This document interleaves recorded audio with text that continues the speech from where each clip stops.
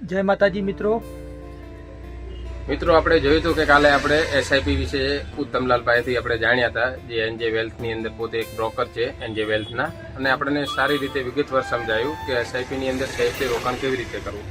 એસઆઈપીની અંદર જો આપણે કોઈ બી કંપનીના મ્યુચ્યુઅલ ફંડ આપણે લઈએ છીએ તો એના વિશે જાણવું જરૂરી છે. સમજી લો કે કોઈ બેન્કિંગ સેક્ટર છે, પેટ્રોકેમિકલ સેક્ટર છે, કે આઈટી સેક્ટરનો શેર છે, કે ડિફેન્સ સેક્ટર છે, તો આપણને ખબર છે કે આવનારા ભવિષ્યની અંદર આપણે કઈ જગ્યાએ સેફલી રોકાણ કરવું. તો અમે જે તમને જે 4 ફંડ બતાવ્યા તે જ્યાં આપણે ભવિષ્યની અંદર આપણે એની જરૂર પડવાની, એ સેક્ટરની જરૂર રહેવાની છે, અને આપણે એ સેક્ટરની અંદર જો રોકાણ કરી અને સારું એવું લોંગ ટર્મ માટે આપણે, એવું જરૂરી નથી કે એસઆઈપીની અંદર તમે બહુ મોટું રોકાણ કરો.